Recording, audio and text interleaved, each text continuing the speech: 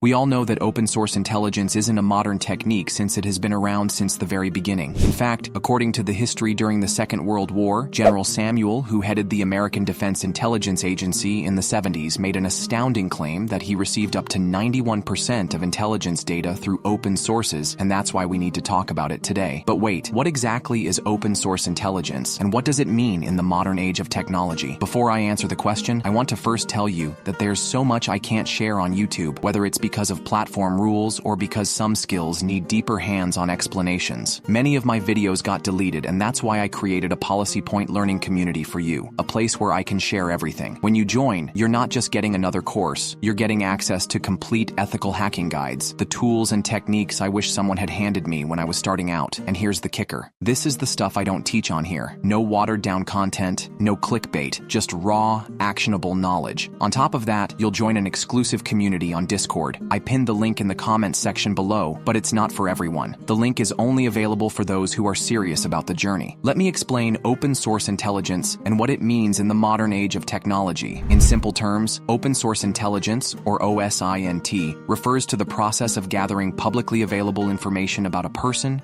company, or an organization from a variety of sources that are accessible for anyone to see. These sources can range from social media platforms and websites to public records and news articles. For example, let's say you want to find out more information about who this particular person hangs around with, but when you go to their Facebook friend list, you notice that they've hidden or concealed this information. So what can you do in a scenario like this? Well, if you go ahead and open up their profile photo, cover photo, or any other post made by them that is set to public, you can look at the likes or comments to possibly get some clues, such as the full names of their friends and the people they frequently interact with. This small amount of intelligence that we just gathered is called open source intelligence. Now you might be wondering that, okay, so what if we got their full names? How can we find more about them? Well, this is where our first OSINT technique called Google hacking or Google dorking comes into play. But before we get into that, a quick disclaimer. While gathering publicly available information is legal, using it to compromise security or engaging in other activities with ill intent can still result in trouble real quick. This video is meant for educational purposes only and strongly discourages unethical behavior. Anyway, coming back to the topic, Google dorking involves utilizing Google's search engine with special search operators to find information that may not be easily found through regular searches. For example, let's say we're looking to purchase a wireless Wi-Fi adapter and we conduct a search on Google. In this scenario, Google will present us with wireless adapters available on different websites from across the globe. But what if we specifically want to see search results from a particular website, maybe like Amazon? Well, in that case, we can employ a special search operator called site : followed by Amazon.com in the search query like this to exclusively see search results limited to Amazon. This practice is essentially what we refer to as Google hacking or Google forking. Now, similarly, if you possess the full name of your target, you can go ahead and search for every publicly available PDF, Excel, or Word document posted online containing that exact name using the file type search operator. To accomplish this, you would first enter the victim's name enclosed in inverted commas like this, and then write file type to specify the types of files you want to search for. The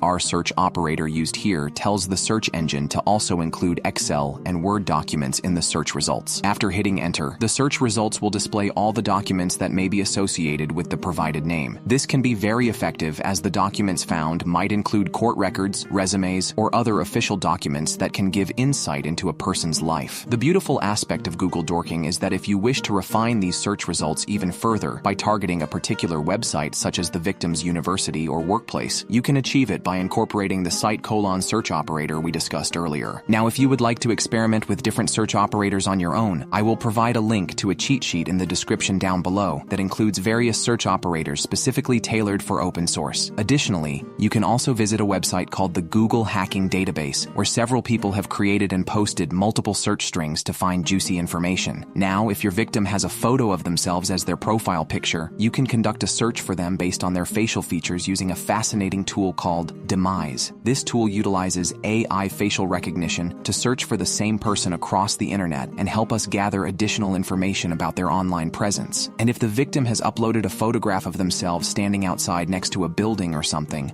without providing any specific information as to where they might be, you can head over to images.google.com, click on search by image, and upload that photograph to initiate a reverse image search. By analyzing the visual characteristics of the image and comparing it to similar images across the web, Google may provide valuable information about where the photograph was taken or other related details. Additionally, if you couldn't find anything using Google Images, you can also explore other tools available for conducting reverse image searches by searching for them on the internet. Next, if you have managed to obtain the email address of your victim through Google Dorking or any other means, you can also conduct a reverse email search on them using a useful tool called FBOS. This tool allows you to search for social media accounts associated with an email address and explore other activities carried out by the owner of that email, such as their contributions to Google Maps. Finding multiple social media accounts of our victim is a great way to learn more about their interests. For example, a programmer is likely to have an active profile on GitHub, while an artist may have profiles on platforms like Pixar or DeviantArt. Exploring different social media accounts can provide valuable insights into the hobbies, passions, and creative pursuits of an individual. When looking for social media accounts associated with a person, there's another fantastic website called socialsearcher.com. This website allows you to perform a comprehensive Google search using the victim's full name across multiple social media platforms simultaneously and save a lot of valuable time effort. You can also head over to checkusernames.com and search for specific username on over more than 100 social media platforms. This tool can be very effective as many people prefer using a single username across the internet. Similar to FEOS, a website called That's Them is another great tool for finding information on both email addresses and phone numbers. Phone numbers can also provide a wealth of information when conducting an OSINT